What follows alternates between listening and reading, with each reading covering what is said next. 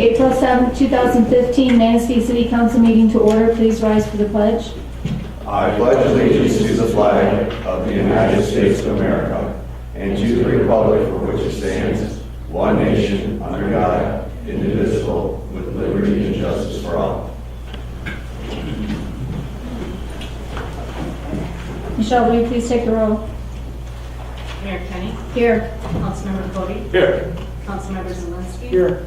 Councilmember Goodspeed. Here. Mayor Pro Tem Smith. Here. Councilmember Whitlock. Here. Councilmember Gusted. Here. Interim City Manager. Here. City Attorney. Here. DPW Director. Here. Finance Director. Here. Planning and Zoning Administrator. Here. Public Safety Director. Here. City Engineer. Here. Thank you. Public hearings, we have none. Citizen comments and agenda-related items. Is there anyone in attendance who would like to comment on tonight's agenda? So none, we'll move on to the consent agenda. All agenda items marked with an asterisk are on the consent agenda considered by the city manager to be routine matters. Prior to approval of the consent agenda, any member of council may have an item from the consent agenda removed and taken up during the regular portion of the meeting. Consent agenda items include approval of minutes, approval of payroll, cash balances report, notification regarding next work session, consideration of a resolution, administrative professional week and day, consideration of annual events for the non-motorized transportation committee, consideration of proclaiming April 2015 as Parliamentary Law Month. Is there a motion to? I'll make the motion that the council approve the consent agenda as presented. I'll second it. I have a motion by Councilmember Cody, supported by Councilmember Goodspeed, to approve the consent agenda as presented. Is there any discussion? So now will you please take the roll? Councilmember Cody. Yes. Councilmember Goodspeed. Yes. Councilmember Whitlock. Yes. Councilmember Zelinski. Yes. Mayor Pro Tem Smith. Yes. Councilmember Gusted. Yes. And Mayor Kenny. Yes. Motion approved. Thank you. Unfinished business, we have none. New business. Consideration of an interim city manager contract.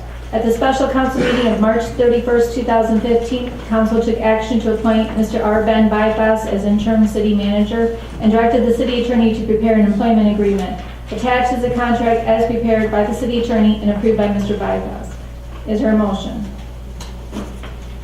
I'll make the motion the council take action to approve a contract with R. Ben Bypass for the position of intern city manager and authorize the mayor and the city clerk to execute this agreement.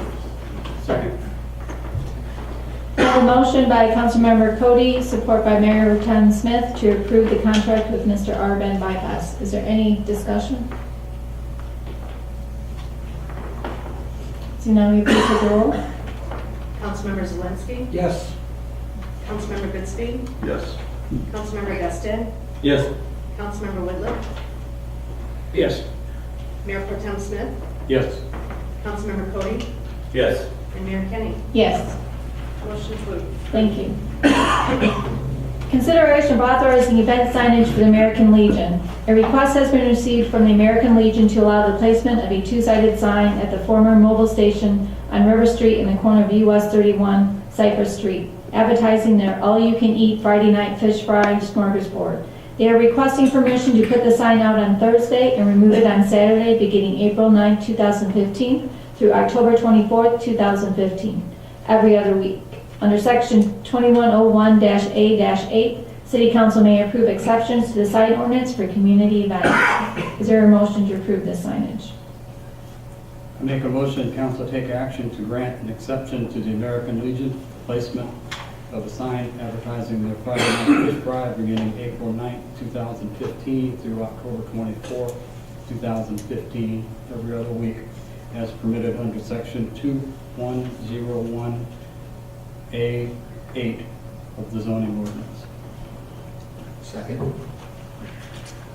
Have a motion by Mayor Pro Tem Smith, supported by Councilmember Whitliff, to approve the American Legion sign. Is there any discussion? I have a question about that. How do we approve usage of property that does not belong to the city for signage? And what if that unit property is to sell? What does that mean? So we're granting that authority over the property owner's rights. The application that they signed indicated they had approval of the property owners for display of the sign. Okay. And just, are we setting a precedent that that's an acceptable usage in that corner, so.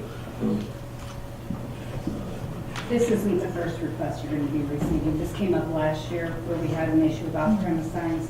We don't allow the placement in right of way, but they are allowed on private property with the owner's permission. The application requests that they get that permission, and the application states that they have the permission. So if there's any issues, if I have a complaint from an owner, they have to remove the sign. Thank you. Is there any other questions? Concerns? Will you please take the roll? Councilmember Goodspeed, Yes. Councilmember Whitlock, Yes. Mayor Kenny, Yes. Councilmember Zelinski, Yes. Councilmember Gusted, Yes. Mayor Pro Tem Smith, Yes. and Councilmember Cody. Yes. Motion approved. Thank you. Next, consideration of the purchase and installation of a Cummins 150 kilowatt generator. The City Water and Sewer Department have been implementing a plan to provide backup power to each of its critical components. The next priority in the sewer collection system is the Renaissance Park Pump Station. Funds for this purchase are budgeted in the water and sewer bond proceeds. Is there a motion? I'll make a motion that council take action to approve the purchase and installation of the Cummins 150 kilowatt generator through Top Line Electric in the amount of $45,410. I'll second that. Have a motion by Councilmember Gutstead, supported by Councilmember Cody, to purchase and install the Cummins kilowatt generator. Is there any discussion? Yeah, one, it's about time. From past experience. Good thing. Is there any other? Can you please take the roll? Mayor Pro Tem Smith, Yes. Councilmember Cody, Yes. Councilmember Zelinski, Yes. Councilmember Whitlock, Yes. Councilmember Goodspeed, Yes. Mayor Kenny, Yes. and Councilmember Gusted. Yes. Motion approved. Thank you. Consideration of applications to boards and commissions. The city clerk has taken action to advertise vacancies on the non-motorized transportation committee. All appointments by the mayor are subject to council approval unless otherwise specified by statute or ordinance. Nominations for council appointments do not require a second.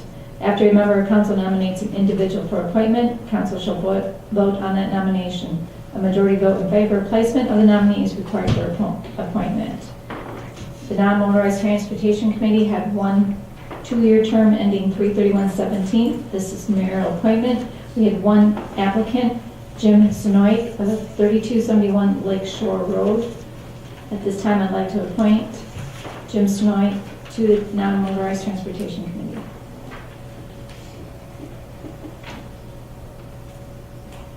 You need a, There's- you need a motion on I do need a motion. it? I'll make that motion for you. I'll second. Support. Have a motion by Councilmember Cody, support by Councilmember Goodspeed, to appoint the mayor's appointment of Jim Sonoik to the non-motorized transportation committee. Is there any discussion? Will you please take the roll? Councilmember Whitlock, Yes. Councilmember Gusted, Yes. Mayor Kenny, Yes. Councilmember Cody, Yes. Councilmember Zelinski, Yes. Councilmember Goodspeed, Yes. and Mayor Pro Tem Smith. Yes. Motion approved. Thank you. Next, we move on to notices, communication, and announcement. Regular part of each council meeting is a report from a cooperating agency, organization, or department. Tonight, we'll hear from both the county prosecutor and the housing commission. First off, we'll start off with Mr. Ford Stone, who will report on the activities of the county prosecutor's office. Thank you. Good evening, everyone. Good evening. I wanted to give you just a kind of a thumbnail sketch based on my experience and just my observations about how heroin makes its way into rural communities like ours. We've been very fortunate so far. I've only seen 2 heroin cases. One was obviously a personal use case, a gentleman fishing on the Manistee. The other one was actually an interdiction case where we caught heroin that was headed farther north. But again, this is totally non-scientific, only my opinions and my observations after doing this for 20 some odd years. So about 25 years ago, we saw opiate pain medications prescribed for people who were struggling with end-of-life illnesses, terminal cancer, and things like that. You quite often see prescriptions for really strong opiates like morphine and OxyContin. But what I've noticed is over the next 15 or 20 years, these things started to be much more widely prescribed for things that were not end-of-life illnesses, and I started to see them prescribed for things like chronic back pain. Well, the consequence of that was that a very serious kind of underclass developed, where people who were becoming addicted to these strong opiate pain medications were either trading or selling the medications. You've probably noticed we've had a few overdose deaths here in the county. Benzie County has suffered far much more than we, but it certainly became a problem. The trend kind of reversed itself then in the last 5 or 7 years, and we started to see the medical community pull together and go to alternative therapies and to non-opiate medications to treat these conditions.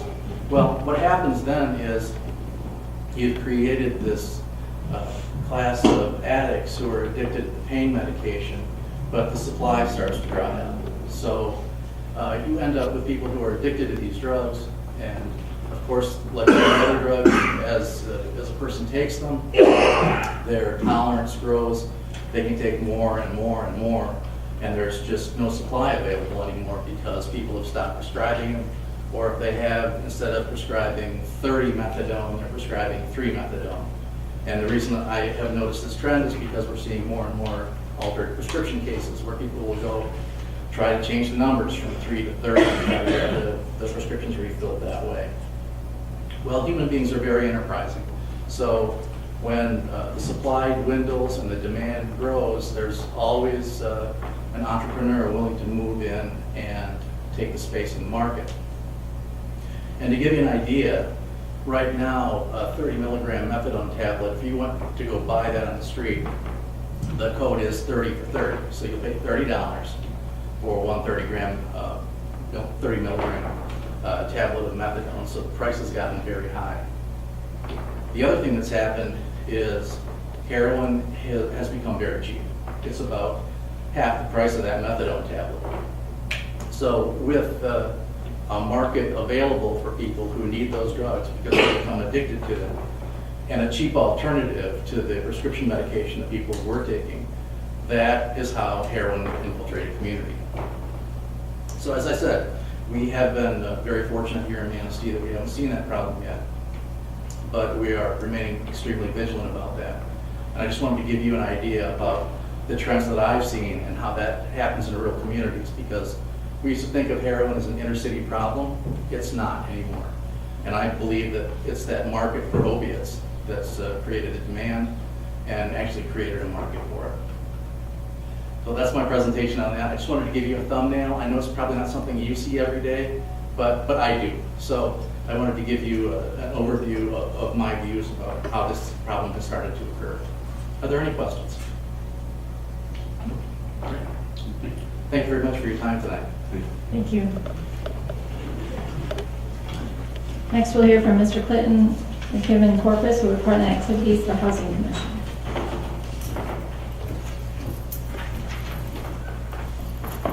Good evening. Thank you for the opportunity to come and be with you tonight. The report I've shared with you has 2 focus areas. One is, the first is about how things are going for us generally as an agency, and then some information about who those we serve, the residents of the Housing Commission. The first section shows our occupancy report. Occupancy is a prime issue for HUD. HUD has set a minimum of 97% at all times occupancy, which is higher than the private market. Private market is around 80 to 82%. HUD asks for 97% at all times. We've been able to successfully do that. We closed the year with the average of 97%. Most of the time, we're running between 98 and 100%. And staff on the other side, on the other hand, will say, "Oh, we have vacancies. We have vacancies." Yeah, we do. People turn in and turn out, but we meet the turns and bring people in and keep our occupancy up. And that's the other key component of the occupancy issue, which is the unit turns. So HUD looks at you, how full are you? What's your occupancy level? And how quickly, when a unit becomes vacant, are you turning a new tenant into that unit? HUD requires that we have 15 days from our maintenance team to turn the unit, get ready for a new occupant. My leasing staff has 5 days to then put a new person in. We have a grand total of 20 days allocated to us to get a new person into an empty unit. So from a key being handed back to us to a key going to a new tenant is to be 20 days. And you can see that in 2014, we did a complete turn on the average of 9.64 days. So less than half of what HUD requires us to do. Our maintenance team turns the unit in 6.6 days, again, about half. And my lease-up team is at 2.98 days, a little over half the time. You can see we've overcome some obstacles from 4 years ago. So the 4-year average, you can see in 2011, things weren't going too well in relationship to that. And we put a new target, a new emphasis on how we do things, and we're more than successful. We have met that goal. HUD also gives a suggestion, a guideline, of having 6 months of reserve as an indicator of agency health. So for us, that turns out to be about 540,000, and we close the year at 365,000, about 68% of that goal. Pretty strong backing towards our reserve level. Most public housing authorities nationally are not at 6 months, and that has a lot to do with the political environment and the lack of funding for entitlement programs, of which public housing is considered an entitlement program. Now I'll give you a little background about who are the tenants, who are the people that we serve in our housing authority. The residents of the Housing Commission are considered public housing program participants since they are in federally subsidized units, public housing units. Our units are pure public housing. Federal law establishes the eligibility guidelines for becoming and continuing as a resident. Household monthly rent is determined by using a federally mandated formula that sets rent, including utility payment, at no more than 30% of adjusted gross income. And so the adjustments, there's several adjustments that are in the formula for dependent care, for elderly, for medications, that knock that gross amount all down. All units in our housing authority are considered general population. That means none of our units are designated for a specific population, but for all adults that meet the eligibility requirements of HUD. Although HUD does allow for designation of like elderly or near elderly or disabled housing, since 2008, they have not really allowed that to occur because of the national need for housing in the downturn of the economy. And they want to maintain all their general occupancy. So you have to go through fair housing to get approved to get changes in your designation. And fair housing isn't very open. Fair housing is another part of HUD, allowing that to happen. The following charts kind of give you an overall picture of who are the people living in the housing authority. 51% of those living in the Housing Commission are 55 and over. I said overall, we're 214 units. 51% of those are 55 and older. Of that population of elderly, 55 and older, 20% are male head of households, and 32% are female head of households. The other indicator is that 57% of those living in our housing authority are considered disabled. Not a designation that we set, but a designation set by standards by Social Security. So 57% of those living in our housing authority are disabled individuals. Of that general population, you would think since we're general population, we might have a lot of children in our housing authority. Majority, rifle is not working, 86% of our households have no children. That has a lot to do with the configuration of our buildings, but it also has a lot to do with those who come and apply in the population living in Manistee and Manistee County. HUD also sets regulations about who we have to give primary emphasis eligibility to. We have two particular areas we have to focus on. Those who are very low income, that's 50% of area median income, or extremely low income, those who are 30% of area median income. The area median income, as determined by HUD, is $53,100. Yeah, that's a determination figure by HUD, and we search that on the internet, and that's the figure that we have to use in calculating who is eligible for our programs. Out of the two target areas, you can see that we have a good mix in that we have about 50% that are in the extremely low or very low income bracket, but then we have 50% who are considered low income. Low income is 80% of the area median income. It all boils down to that we are serving the most economically vulnerable in our community, because even at 80% of the area median income, when you have a family of 2, 3 members of the household, it becomes quite hard to make it sometimes. So where does the income come from? Out of all of our residents in 2014, they have a combined gross income of $2,738,839. That's the total amount of income that comes in to the, not to the Housing Commission, but to those living in the Housing Commission. The average, though, of the head of household income is $12,858. You can see that the majority of that funds, though, comes from Social Security. Again, that verifies the majority of the people living in the housing authority are 55 and older and considered to be elderly. The average rent in our facility is $131. So all the people renting, just take the average rent, it's $131. But you break it down by bedroom size, you can see there's a difference in the rent because, again, it's individualized. The highest amount of rent on average goes to a 2-bedroom. Why does that happen? Because you have a 2-income household, a husband and wife living together, and they're both receiving Social Security, and that increases their income and increases their rent. Public housing was never really intended to be permanent housing. When it was initiated in 1937, it was considered temporary housing, and it still is, by federal regulations, considered temporary housing.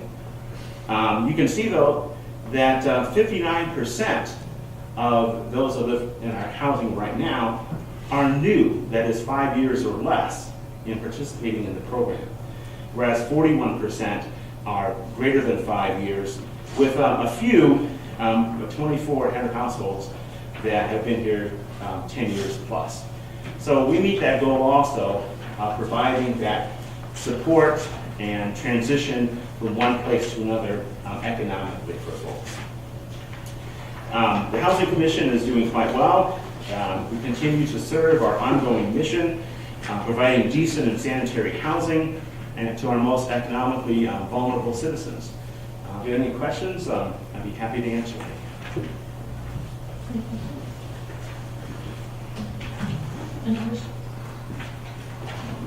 Thank you, Clinton. Okay, thank you.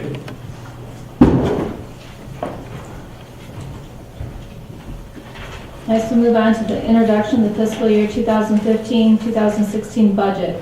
Administration has prepared the proposed 2015-2016 fiscal year budget. Finance Director Ed Bradford will give a brief introduction of the budget recommendations to City Council and the community.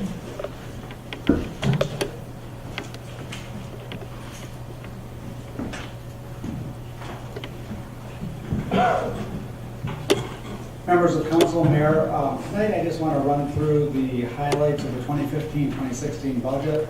The document was delivered to council in the latter part of March and also to the public, posted on our website and sent over to the library. Just a few of the high-level budget issues. General fund, this year we actually saw a taxable value increase in the city of just under 1%, which is the first time in many years that it's been positive.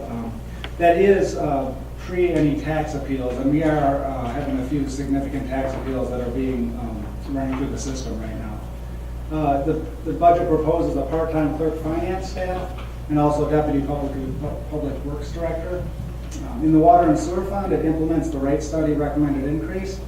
We have bond projects for the bond that we just let that'll be proceeding, and we're on the list to get the SAW grant in the fall. As you recall, that's a $2 million grant to help set up the sewer system. In the marina, we're going to need to generate additional traffic and revenue to make the marina sustainable.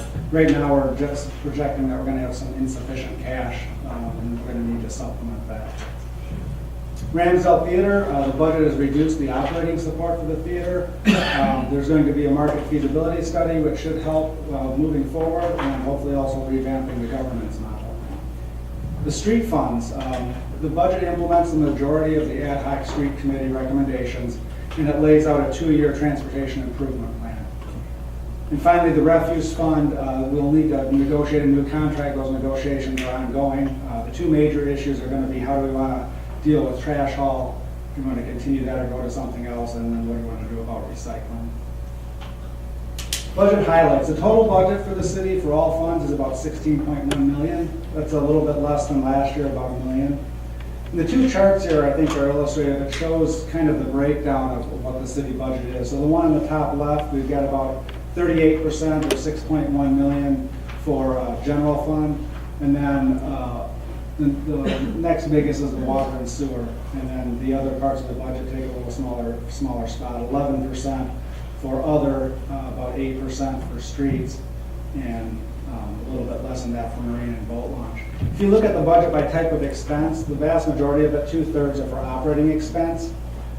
Debt service makes up about 17%, and capital outlay, primarily because we're funding bond projects, make up about 17%. It normally wouldn't be that high. For the general fund, the proposed budget is about $6.14 million. That's an increase of about 2.5% from last year.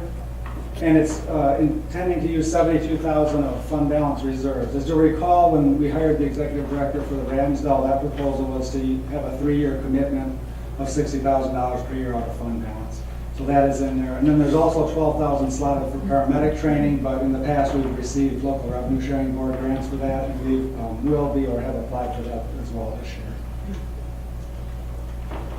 Total revenue for the general fund is about $6.1 million. The key points on the revenue side, again, we had a little bump in our tax revenue because of the increase in taxable value. Our utility service fees showed an increase. Constitutional revenue sharing, which is the portion that's guaranteed by the state constitution based on sales tax, is expected to increase 3%.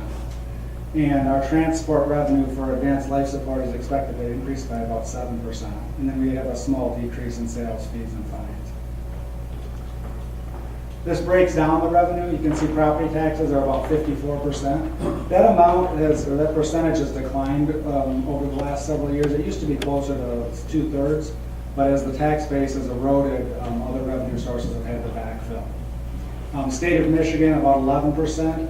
The revenue from the state through revenue sharing and the city, village, township revenue sharing program really reached a trough like 3 years ago, and that has started to come back up, which is a welcome relief.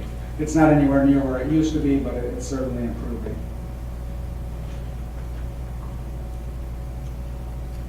This chart illustrates the taxable value growth rate. And as you can see, from 1996 to 2003, we had incredible growth in the city, primarily due to the Harbor Village development, but there was also lighthouse landings and a few other things. So, I mean, that growth was really exceptional.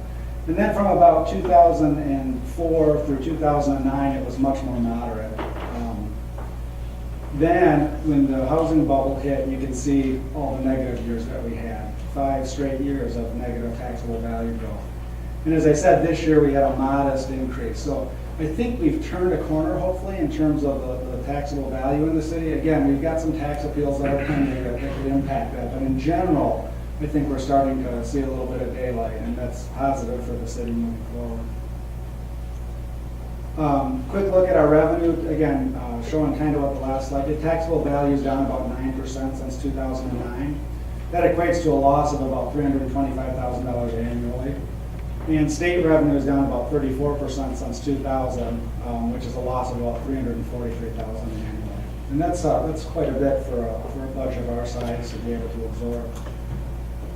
Talk a little bit about ALS Transport. I think anybody who looks at that would say it's a great success. It's certainly providing a higher level of service to our residents, and it's going to bring in about $235,000 in revenue this year.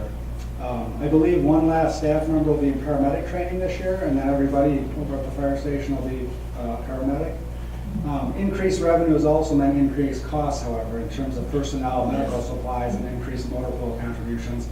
And overall, though, it's a net positive in terms of finances, and certainly a net positive in terms of service to the community. So how has the city dealt with this loss of revenue over time that we've looked at? It's primarily been dealt with through reduced headcount and slowing wage growth for employees. We've also implemented more health insurance cost sharing. We've had operational efficiencies through departmental restructuring, and we've enhanced revenues through things like ALS and other areas. However, if the revenue stagnation continues, at some point we're going to have to look at service level adjustments, which we really haven't done to a great degree at this point. Hopefully that 1% increase in taxable value is an omen for better times ahead. On the expense side in the general fund, again, about $6.1 million. Key points there. Overall wage increase is about 2.5% for all employees. Overall healthcare increase is about 4.5%, which is a welcome relief from some of the double-digit increases that we've had in the past. We're very pleased to see that, and I think it points out that the reforms we made last year helped us this year. Hopefully that can continue. Budget proposes a 1/2 FTE increase in our personnel, adding a deputy public works director, adding a part-time finance clerk staff person, and eliminating the building inspector position by transferring those duties to the state and contracting the rental inspections out. This chart shows employment over time, and you can see it peaked in 2004 at about 65. The budget this year proposes 56.5. That's down about 13% since 2004. And again, that's pretty much how the city's been able to survive the difficult financial time over the last 5 or 6 years. The personnel and employees issue pages in the budget talk about that in more detail. Again, we mentioned eliminating the building inspector position. The state of Michigan will be handling the building inspections in the city like they do for electrical, plumbing, and mechanical currently. And we're intending to contract out rental inspections. The budget proposes adding a part-time clerk finance staff at a cost of about $18,400. That deviates a little bit from the recommendation to hire a full-time person that was mentioned in the clerk treasurer finance white paper that was presented last year. That's just the financial reality of the situation. It does add capacity to the department, and at some point in the future, that full-time position that's identified in that white paper will probably have to be implemented. But for this year, we're proposing it to be half-time. The budget proposes adding a deputy public works director at a net cost of about $47,000. The current director, Jeff McCullough, has had enough time now to evaluate the structure in the public works department and utilities, and it's of the opinion that that this would be an advisable structure for the department, and that was supported through the department head and city manager conversations as the budget was being prepared. This proposal provides a net 80% FTE in administrative capacity and a 20% FTE in public works capacity. It's very cost effective as it eliminates significant overtime that's being incurred in the current structure through the use of lead men. And it's proposed to be paid 50% out of the general fund and 50% out of the water and sewer fund. And also the search for the new city assessor is ongoing, but that position hopefully can get filled here before the beginning of the new fiscal year. Operational expense, we maintain the same health coverage in the budget as we had last year. We did have a pension cost increase. The reason for that is primarily the MERS pension fund is still figuring in the market crash from 2008, and they smooth that in over a number of years. So we're going to have a few more years where that cost is going to go up before some of the increase in the market value start to kick back in. We're anticipating lower fuel costs because of everybody knows the price at the pump is going down, and they're expecting that to continue for a little while. Again, eliminating the building inspector, restructuring assessing will save a little bit of money. The budget eliminates holiday gift certificates and the holiday party and boards and commission recognition based on some advice from the city attorney. We have lower street lighting costs. That's primarily due to an initiative that Consumers Energy did to swap out some of our lamps with more energy efficient ones. We're still reaping the benefits of that. We did increase motor pool contributions by an inflationary rate, which the motor pool plan calls for, but we haven't been able to afford in the last several years. I'm sure we're able to do it. Reduces Ramsdale operation support by about $10,000, or by $10,000. And we were able to come up with a $70,000 contribution to the street fund, which we haven't been able to do in the past. This chart shows the general fund balance, and you can see it grew pretty rapidly in those years that the taxable value is growing, as we saw on a previous chart. The drop off in 2006 and 7, or 7 and 8, was because we transferred money, excess fund balance, to the capital improvement fund. And you can see we've kind of grown the fund balance back up, and it's stabilized and declined a little bit the last few years. Overall, we're just below that 20% target that we shoot for. Water and sewer utility. That's the second biggest city fund, and it's got about $4.3 million in revenue this year, and about $2.5 million in operational expenses. 1.7 is for debt service, and we've got about $2.1 million for capital outlay. A little over $2 million of that are projects that will be paid for out of the bond that are projected to be done in this next fiscal year. And keep in mind the timing of those capital projects can span fiscal year, so it's our best estimate as to when they're going to get completed. And then there's about $38,000 of annual capital expenditures built into the budget that aren't part of the bond issue. Water rates and revenue. We've talked about this a lot. We're required to levy rates that are sufficient to service our debt, operate our system, and maintain our system.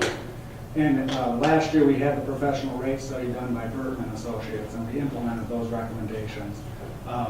This year the budget is continuing to implement those recommendations and is looking at an 8.5% increase. That would mean a typical 6,000 gallon user would see an increase of about $3.16 per month. Keep in mind that the Burton study is set up to move the water and sewer utility towards a position where it can cash fund its capital needs as the debt starts to roll off, rather than having to continue to go out and bond. And that's something that we've been trying to get to for a very long time, and most utilities are not there. So for the city to be able to be on the cusp of doing it, I think is a real big accomplishment, and will help maintain our infrastructure in the long term. Opportunities and challenges, there's a lot of them in the water and sewer utility. We've got to complete our bonded capital projects. It's going to take a lot of time and staff effort and engineering time. Hopefully we can complete the Manistee Township agreement here relatively quickly. We had a good meeting with them a couple weeks ago, and I think we're on the right track there. Negotiation of our new NPDES permit, which is in process. We need to complete the sanitary sewer evaluation study, report and project plan, and get that approved by the MDEQ. That's right at the very tail end of that. And as I mentioned, the $2 million SAW grant, which is really going to be critical for us to try to find the water that's getting into our system and eliminate it, prior to having to size a retention basin or find another solution to close off the last outfall. Hopefully we can have continuing conversations with Schuyler Charter Township and implementation of the rate study recommendations. Municipal Marina. The marina's got some challenges. We're projecting about $211,000 in operating revenue and about $178,000 in operating expense. So that leaves a surplus of about $33,000. We have about $63,000 in debt service, so we've got a shortage there. The operations are impacted by many variables, but primary among those are weather. Is it a cold summer? How's that happening? It was very cold last year. What's the fishing like? What's the price of fuel? And how high are the water levels? And so we've got a lot of variables. The fuel prices and the water levels this year are going to be positives, but the weather and the fishing, not so sure. Another positive is that the new building is getting good reviews from the boaters that are coming to the marina. However, the marina is still struggling financially. The increased revenue that was anticipated by building the new building, attracting new boaters, getting more people to come to town really hasn't materialized. And also the debt service costs were higher due to the cost overruns on the marina building. You can see we've got two notes, one's a bank note and one's an internal loan, but the total is about 30 grand in debt service payments on each of those per year.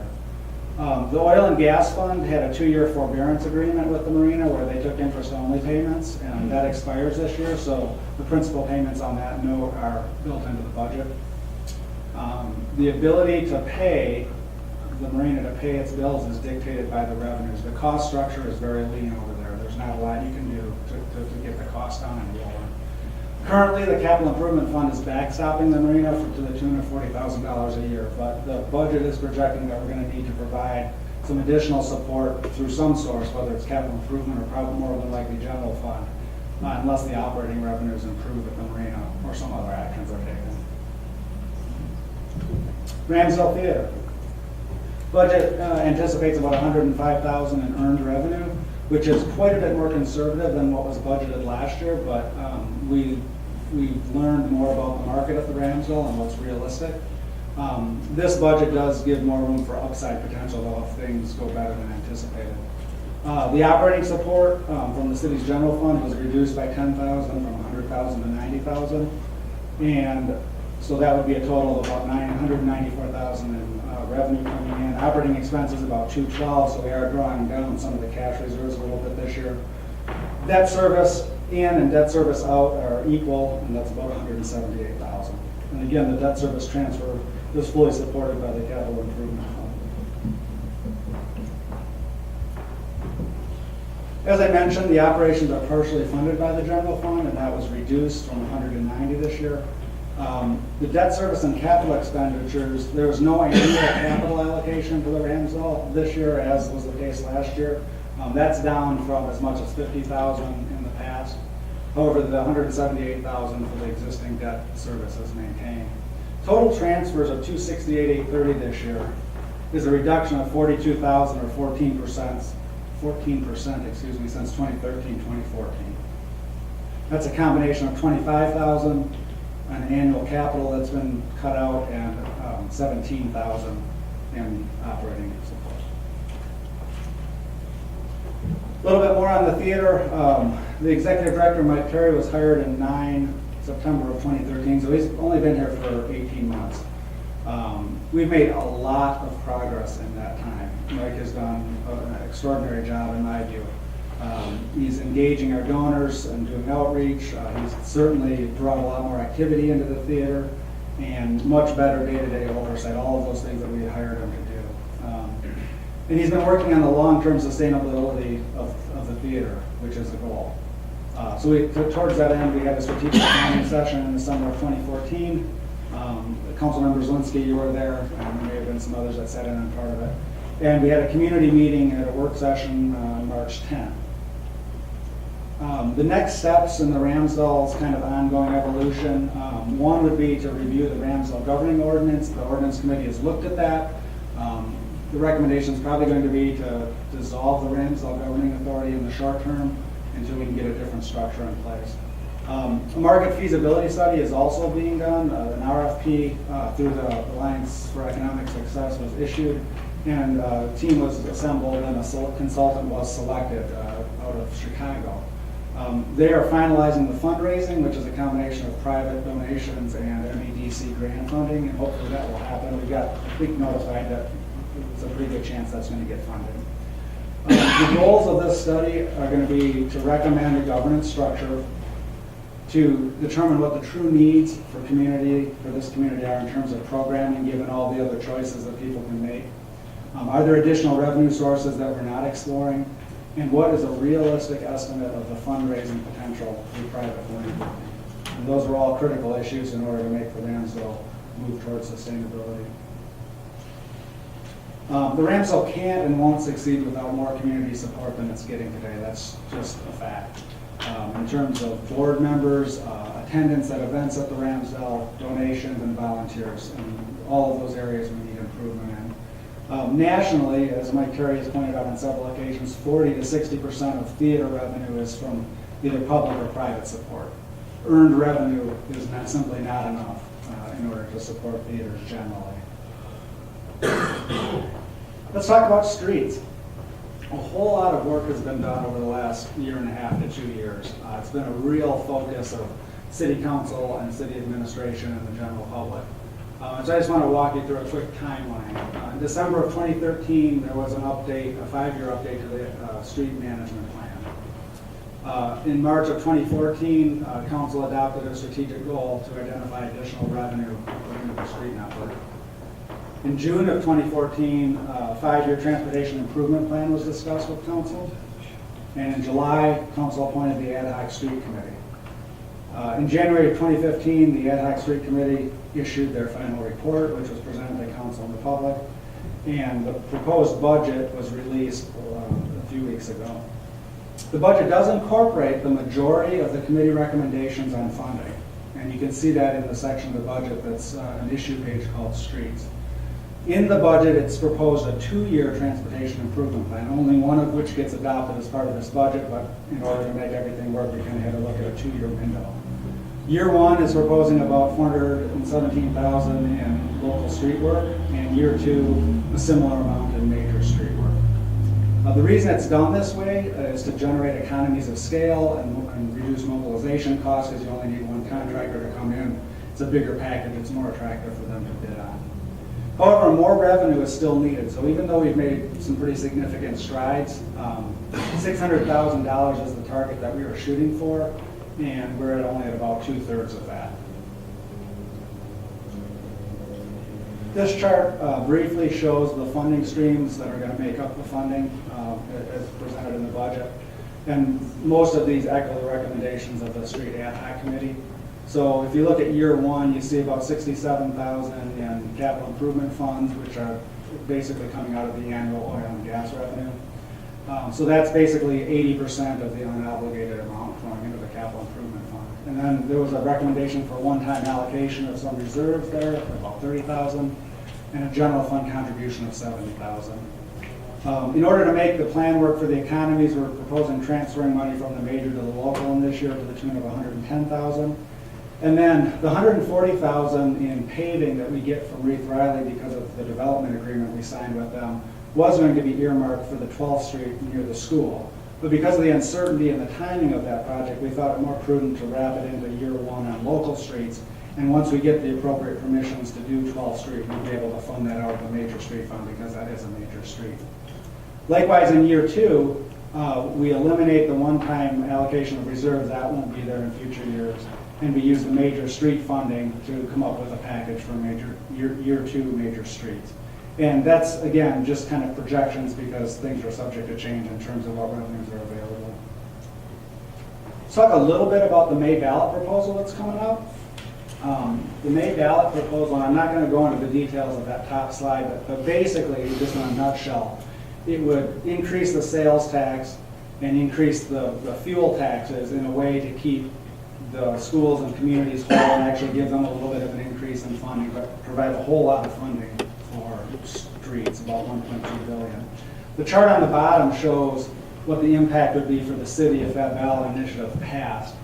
And you can see we would get about $115,000 year-over-year increase each year. So the total cumulative increase would be about $344,000 if this initiative passed, which would be very helpful. There's a lot of polling out there that's showing that the ballot proposal is probably in trouble, but until the ballots are cast, we don't really know. But that's what the impact is projected to be by the MDOT if it does pass. The 2015-2016 Transportation Improvement Plan is listed in the budget. It shows the street segments that were selected. Those were selected by DPW Director Jeff McCool and the city engineer using all of the asset management principles that have been laid out in the street asset management plan. They actually did some field inspections and verified segments and what have you. So for the local streets, that would be approximately 1.3 miles worth of streets being done, and that's what that would look like on a map. You can see they're dispersed throughout the community in different geographical areas. You don't get a lot of mill and fill for $417,000, but it certainly is a good start, and most streets are certainly in need.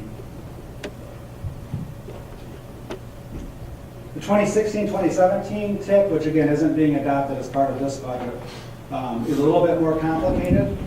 If we can get the appropriate right-of-way for the 12th Street by the school, then that's proposed to be done. And if that doesn't happen, then we would do a different set of streets. So that's kind of an either-or there.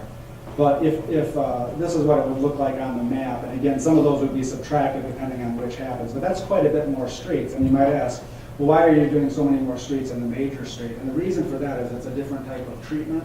It's a slurry seal rather than a mill and fill, and it's much more cost effective. So again, it goes back to the asset management principles, where if you get the streets early enough before they deteriorated, it's a lot cheaper to do a lot more miles.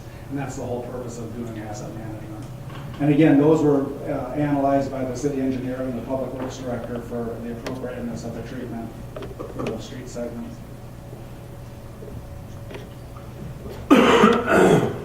Refuse. The contract with Republic Waste is expiring, and the negotiations are in process with them. Because they weren't completed, the budget was built with a status quo service level and a 10% rate increase in order to fund the projected increase in the service. Two key questions that council's going to have to answer as we kind of move through this are going to be, for spring trash haul, do we want to continue with that, or would we rather go to something like a monthly bulk item pickup, which they have, for instance, in Fowler Township? There's arguments both ways for that, but that's something that we need to talk about. And also, what do we want to do, if anything, with recycling? Do we want to have mandatory curbside? Do we want to go with the county program? Or do we want to do drop-off? So that'll have to be discussed as part of this budget so we can get that wrapped up. Capital Improvement Fund is projected about $375,000 of revenue. And keep in mind, that is 100% funded by the annual allocation from the oil and gas fund. We've got about $291,000 of committed funds right now. Some of those obligations fall off in the years noted, so that they're not forever.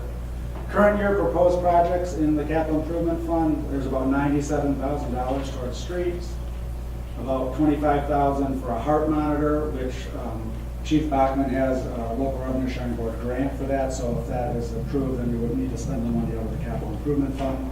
That's to outfit the second ambulance to make it ALS capable. Continuation of the wayfinding sign program for $7,500, and then a police department request for some training gear for $7,500. This is quite a bit less than in terms of number of projects that have been funded, but that's because we're shifting the focus over to streets. Oil and gas fund, this shows the historical earnings over time. You can see we've had a bull market since 2009. It's been pretty much unprecedented. However, markets will go down eventually, and we are invested in the market and we are exposed to market risk. But based on the asset allocation and based on the current spending policy and the sensitivity analysis that we've run, and we've run several different iterations of that, shows that this fund is actually very resilient to anything except a super severe market downturn. And really, you would have some reductions in annual spending, but not a lot because of the way that smoothed in, unless you had something that was really unprecedented. So that's a positive moving forward. So in summary, the economy is improving, both national and particularly state and local, and administration is pretty optimistic about the future. We think that trend is going to continue. This budget provides funding for streets, notwithstanding the revenue limitations that we have, and that's important. It addresses long-term water and sewer needs, which is equally as important because that's one of our biggest assets. And it also makes strategic investments in personnel. Finally, it recognizes challenges at the Ramsville and Marina. Those are going to be really difficult to overcome, particularly the Marina because they have such a short season. But some of the planning that's going on for the Ramsville should help address that. But there's still going to be more work is needed, more community involvement. And finally, I'd like to just run through the budget timeline. So we're introducing the budget to council tonight. There's a work session scheduled a week from now. Another work session and public hearing would be Tuesday, April 21st. Then an optional budget work session could be scheduled for Tuesday, April 28th. The calendar proposes adopting the budget on May 5th. However, the charter date is May 15th, so if there needed to be an additional work session sometime between the 28th and the 15th, that could certainly be scheduled. And that's what the calendar is kind of proposing right now. So with that, I'll bring it to a close. Thank you very much, and we'll look forward to discussing the budget with you next week. Thank you. Thank you, Ed. Next, we'll move on to concerns and comments. Citizen comment. This is an opportunity for citizen comment in municipal services, activities, or areas of city involvement. Citizens in attendance will be recognized by the mayor for comment, which are limited to 5 minutes. Letters submitted to council will not be publicly read. Is there anyone who'd like to comment? Seeing none, we'll move on to officials and staff. City clerk. Nothing, Your Honor. City manager. City attorney. Nothing, Your Honor, thank you. Planning and zoning. Public safety director. Nothing, Mayor, thank you. DPW. Nothing, Your Honor. Anything else? Finance. Nothing more, Your Honor. City engineer. Nothing. Councilmember Cody. Nothing, Your Honor. Councilmember Zelinski. Nothing, Your Honor. Councilmember Goodsby. Mayor Pro Tem Smith. I'd like to thank Public Safety Director Bachman. Nice ceremony for Josh Glass. His promotion, I believe, is effective the 3rd of May for sergeant, effective sergeant. There was a nice ceremony with his family and friends present this afternoon. And also like to welcome Mr. Vipos. He's already come down. Thank you. Councilmember Whitlow. Nothing, Your Honor. Councilmember Goodstead. Just one thing, as Mr. Bradford indicated, the proposal 1 vote is coming up, and if anybody's interested, Representative France will be at Manistee High School tomorrow night, starting at 5:30, to do a brief presentation on Proposition 1 and answer any questions that the public might have. And then following that, we're going to have Senator Brewer out at a later date to also do another Q&A on Prop 1 if you have any additional questions. Feed those as well. That's it. I have a couple things. First, just a reminder that the open house, retirement open house for former city assessor Julie Beardsley will be tomorrow from 3 to 5 p.m. here in the council chambers. And I just want to ask council, we need to start moving now on finding our permanent city manager and how council wants to proceed with that next step. Do you want to get with the personnel committee, working with our current city manager, interim city manager, to work out those details and then bring it back to council, or what would you like? I think our personnel committee with Mr. Bipus' help and all that is go ahead and proceed. I mean, we already have a personnel committee, and Mr. Bipus has been around with the city managers and all that, so he has a good feel about everything. And so I just let you four just go beat the bush and bring back the best candidates, I guess. I would like either the full council to be involved, or I would like the personnel committee to keep the rest of the council involved as they go along in the process, as opposed to getting information late in the game. The goal is for personnel committee to work with them and get moving and keeping council updated. But to keep the rest of the council informed while the process is going on. That would be the plan. Okay. Work with personnel committee. I would also like to see, when we get to a point where we're considering candidates, to include some public feedback, staff feedback. I think there's been some great precedents set within this community from West Shore and the Manistee High School, and some selection criteria that helps people feel like they have some say and input on that, and I think that's something we should incorporate into that selection process. And I think that, the personnel committee can set up those type of, here's what we think is, bring that back to council and say, here's what we think we need to do, and potential timelines to get all that worked out. And the benefit of having Mr. Bypass is he's been on both sides, and so I'm really looking forward to working with you and getting your input on that process.